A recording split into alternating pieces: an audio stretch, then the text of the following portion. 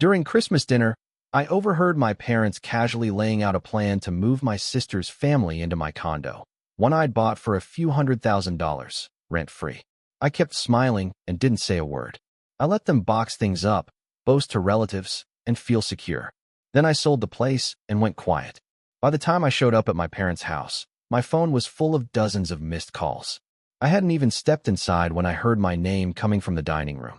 "Ryan makes well into the six figures," my brother-in-law Ethan was saying, using that morally offended tone he put on whenever he wanted something that wasn't his. "He doesn't need a 3-bedroom condo all to himself," Ethan added. "It's excessive.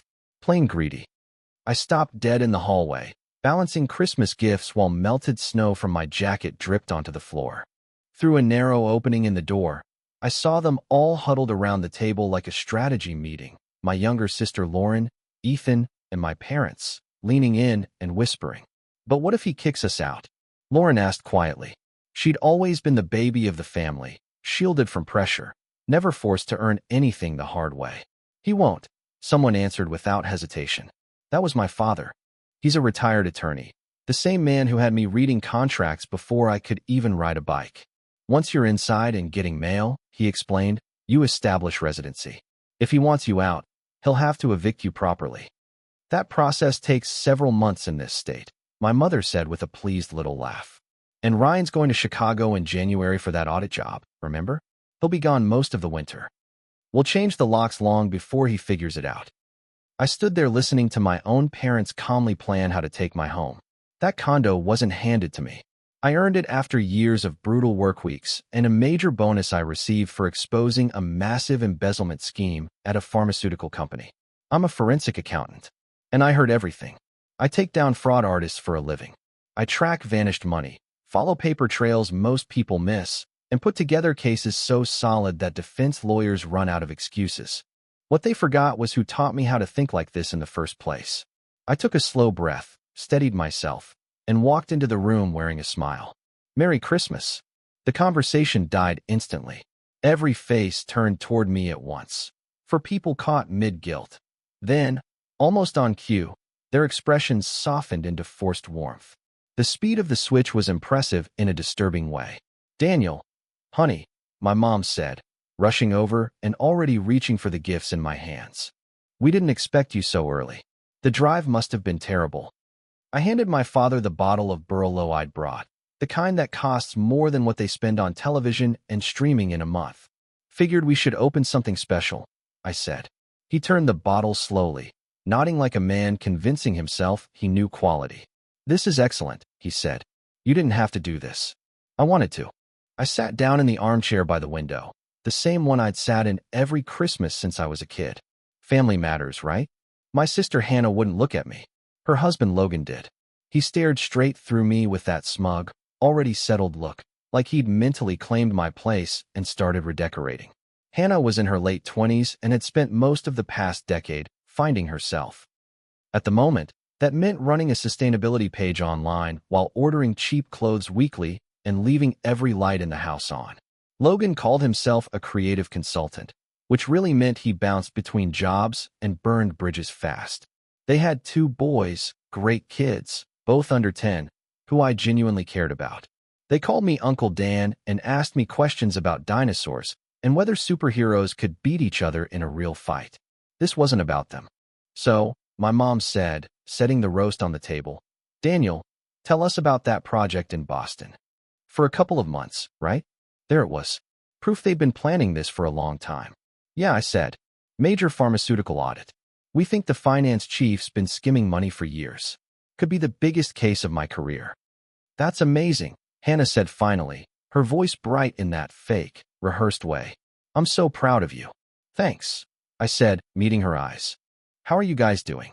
Still searching for a place?" Her face dropped. "It's hopeless. Everything costs a fortune now," she continued. "We've been looking most of the year and can't find anything under a few thousand a month." Logan jumped in immediately. "Landlords are predators. As soon as they see kids, the price goes up. It's basically discrimination."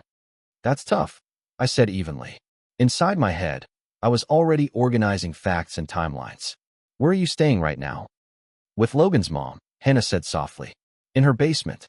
The boys share one room, and there's mold in the bathroom. She looked down at her plate. It's not healthy. My mother jumped in fast. That's why we were thinking, she said smoothly. Since you'll be out of town for a couple of months, and that beautiful condo of yours will be sitting empty anyway. Mom. I let the word hang there on purpose. I watched them all lean forward. It would only be temporary, she rushed on, words spilling out now. Just until they find something permanent. You'd be helping your sister. Helping your nephews. I looked at Hannah and saw it in her eyes. Hope. Expectation. The quiet assumption that I'd fold like I always did. That I'd give up what I wanted because I was the older one. The stable one. The one who supposedly didn't need as much. It had always been like that. When I was a teenager and got accepted into a top engineering school, my parents said they couldn't afford college for both of us. So I went to a local state school instead, because Hannah wanted to attend a private arts college.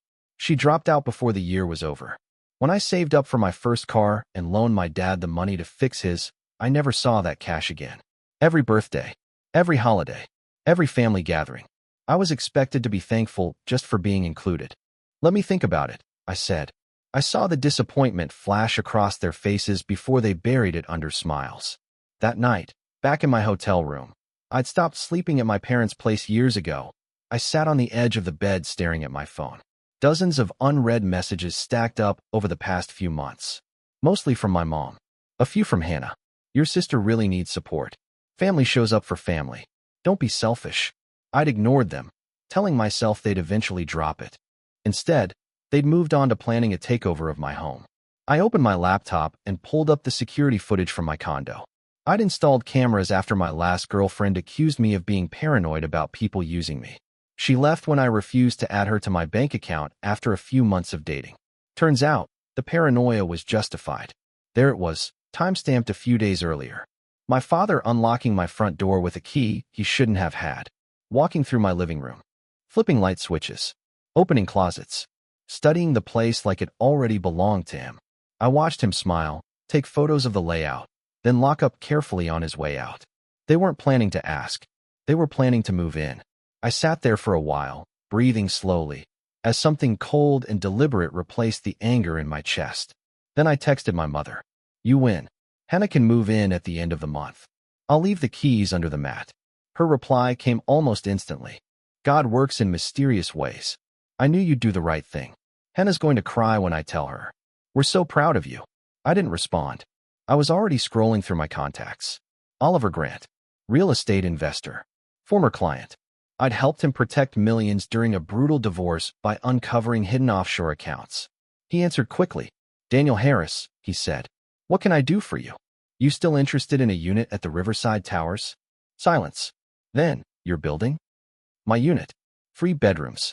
2 baths. Fully renovated. Riverview. You're selling? Yes. Cash only. Fast close.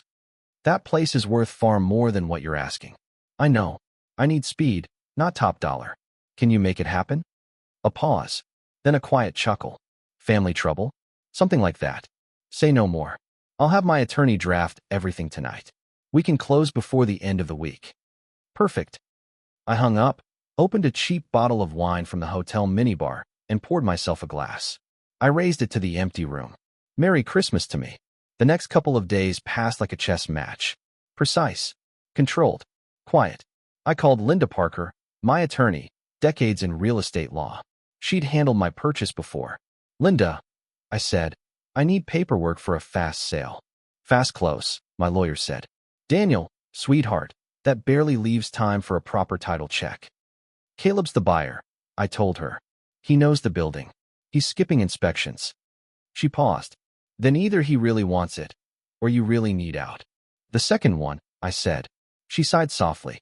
I'll have everything ready by morning. Just make sure you won't regret this. The only regret would be doing nothing. My next call was to Victor Morales, the property manager at the building. Former cop, now head of security. We'd bonded over quiet late nights in the lobby. Victor, I need a favor. Say the word. I'm selling my unit. New owner takes possession at the end of the month. If anyone tries to enter, anyone at all, they're trespassing. There was a pause. Even relatives? Especially relatives. Another beat. You want me there when they show up? I want you to handle it however you think is appropriate. You'll have legal authority. Understood, he said. Consider it handled. The next day, I stripped my condo down piece by piece. My grandmother's jewelry. The pearls she gave me before she passed, worth a small fortune. The watch my mentor gave me when I made partner. My diplomas. Rare books I'd collected over the years. Artwork I bought from a broke student who later blew up, now valued way higher than I paid. Electronics. Clothes. Documents. Everything went into a storage unit rented under a company name my family would never connect to me. Then I went shopping. I filled the condo with junk. Furniture that looked decent until you touched it. A couch with metal poking through the cushions. A dining table that wobbled no matter how you adjusted it. Plates with cracks. Fake silverware. I kept the old TV, the one that barely worked. Tossed cheap sheets on the bed. Rough towels in the bathroom. I stocked the fridge with expired food and the cabinets with crushed boxes and stale snacks. When I was done, I sat at the crooked table and wrote a note. Welcome home, sis. Get comfortable. You've earned this. I left it on the counter next to a bottle of bargain wine. The sale closed at my law firm's office. Dark wood. Leather chairs. The smell of money and paperwork. Caleb Turner arrived with his attorney, Rachel Kim, a woman known for closing deals most people only read about. She studied me for a moment.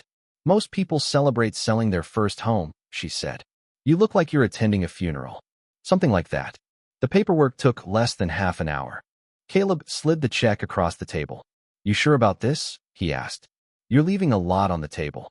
I'm sure, I said. Just promise me one thing. Name it. On move-in day, mid-morning exactly. Send security to take possession. If anyone's inside claiming permission, remove them immediately. No warnings. No second chances. He searched my face. Someone trying to squat. Trying to. He nodded. Then they picked the wrong place. That's the idea. My lawyer pushed the final forms toward me. Daniel, are you leaving town? Yep. Where to? Somewhere warm. Caleb laughed. You're serious. I am. I walked out of that office lighter than I'd felt in years. That evening, I sat in a first-class airport lounge, sipping champagne I'd never have paid for before, watching my condo's security feeds on my laptop. A message from my mother popped up earlier that afternoon. Hannah is thrilled. She's packing already. The boys are so excited. You're such a blessing. This is what family does. Later, I watched my father's car pull up outside the building. Hannah and Logan climbed out, already arguing about boxes. My dad pulled out the stolen key like it belonged to him and opened the door. I watched them walk right in. I zoomed in on Hannah's face as she walked into the condo. She looked satisfied, victorious, like she'd won something she believed she was always owed. Logan immediately started complaining. We'll need to repaint, he said. This color is miserable. And this couch has to go, Hannah added, pressing a hand into the junk furniture I'd left behind. Where did he even buy this? For the next hour, they dragged boxes around, rearranged rooms, and pulled down the few framed photos I'd left. Generic stock art anyone could have bought at a furniture store. Logan found the note and the cheap wine. You've earned this, he read out loud and laughed. Yeah, damn right we have. He probably feels guilty, Hannah said. Finally realized how easy his life is compared to ours. My father lifted his glass. To Daniel, he said, finally learning what family really means. They clinked glasses. I closed my laptop and let them have their moment. Move-in day, just before mid-morning. The security feed showed Hannah making coffee in my kitchen. Logan was drilling into the wall to hang his artwork, some abstract mess that looked like spilled paint. A minute later, the power shut off. What the hell? Hannah said. The heat died. Dead winter. Freezing outside. Logan turned on the faucet. The water ran icy cold. A short while later, there were firm knocks on the door. Hannah opened it, already angry. Standing in the hallway were Victor Morales and two private security guards. Behind them stood a man in a tailored suit worth more than Logan's monthly income. Good morning, the man said calmly. You have a few minutes to vacate. Hannah's face drained of color. Excuse me. This property was sold recently, he continued. As of this morning, you're trespassing on private property owned by a holding company. You have limited time to remove personal belongings before law enforcement is contacted. That's impossible, Hannah shrieked. My brother owns this place. He gave us permission. The man pulled out paperwork. Daniel Harris sold this unit days ago. He no longer has any legal claim here. Neither do you. Logan stepped up behind her, puffing his chest. We have rights. We're getting mail here. One package doesn't establish residency, Victor said flatly. And there's video evidence of unlawful entry using a stolen key.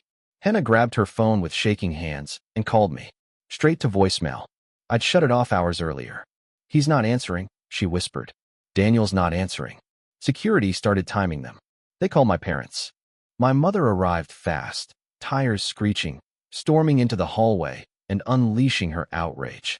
Those are my grandchildren's things. You're free to help them pack, the suited man replied calmly. But you need to leave when the time's up. My father tried the legal angle. I'm an attorney. So am I, the man replied. Different side of this issue. They scrambled. I watched Hannah and Logan haul boxes back to their car. Watched my mother cling to brand new dishes Hannah had bought the day before, assuming she'd never pay rent again. One guard carried out the sofa, the fake one, and tossed it off the balcony into the snow below. The old TV followed, face down in slush. Neighbors gathered. People filmed. Someone shouted from above, loud enough for everyone to hear. That's what happens when you try to scam someone. I didn't smile. I just watched. The small crowd that had gathered actually laughed. My mother dropped to her knees in the snow, trying to rescue Hannah's things. The same woman who raised me to always be the bigger person was digging through slush and broken junk. My father stood by the car, face red with rage, shouting into his phone. Probably calling old lawyer friends. Probably threatening lawsuits. Good luck with that when everything was recorded. Hannah sat in the passenger seat, crying. Logan paced back and forth, swinging his arms, yelling about rights and justice and how everyone had wronged them. Security didn't rush. They waited until the last box was out. Then the man in charge called the locksmith, already waiting, and had every lock replaced. The whole thing took less than an hour. When I checked my phone, it was flooded with missed calls. My mother, Hannah, my father, Logan. The voicemails were exactly what you'd expect. What did you do? How could you do this to your sister? You've destroyed this family. You're dead to us. I blocked every number, every email, every account. Then I ordered another champagne and boarded my flight to a warm island halfway across the world. A day later, I was standing barefoot on a quiet beach. Warm air, ocean noise. Nothing else mattered. My phone buzzed. A message from Caleb. Property secured. Minor damage. Already fixed. Best deal I've made in years. Another message came in from Victor. Your family tried filing a police report. Officers laughed. Thought you'd enjoy that. I did. For weeks, they'd wanted my home. Not just the condo, but what it represented. My work. My stability. My peace. They wanted me to keep being the one who gave and never asked. Instead, they got nothing. Actually, that's not true. I gave them a front row seat to their own greed. Captured on cameras. Watched by neighbors. Saved forever. They tried to take my home. I gave them a lesson. And the best part? Every step was legal. I stayed on that island for a while. Slept. Read. Did nothing. When I came back, I bought another place. Bigger. Better. Different part of the city. New clients followed. Word travels fast when someone executes a clean, lawful takedown, even against their own family. My business exploded. Months later, a letter arrived at my office. Hand-delivered. No return address. Inside was a single page, handwritten. It was from Hannah. She wrote that my parents had forbidden her from contacting me. That Logan called me heartless. That my father said I was unforgivable. Then she told me the truth. They'd been kicked out of Logan's mother's place. She and the boys were staying at a shelter. Logan left, said he couldn't handle being broke. My parents refused to help. Too ashamed. Too exposed. Someone had posted the eviction video online. It spread through their community. People stopped calling. Friends disappeared. She said the boys still asked about me. Didn't understand why their uncle vanished. She said she wasn't asking for money. Just wanted me to know she finally understood what they tried to take. Not just the condo. My safety. My peace.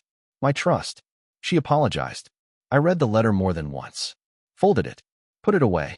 And I didn't respond. Not out of cruelty, but because some lessons only work if they last. I did one thing, though. I set up education funds for my nephews. Quietly. Untouchable. They'll learn about it when they're grown. As for the rest of them, they made their choices. I'm older now. A partner at my firm. With someone who respects boundaries instead of testing them. My home has security. A doorman. A door only I control. Every year, I send my parents a holiday card. Same message. No signature. They know it's from me. They try to take my home. Instead, I gave them the truth about who they are. Recorded. Witnessed. Permanent. I could have answered one of those calls, just to hear the panic. But silence said everything louder.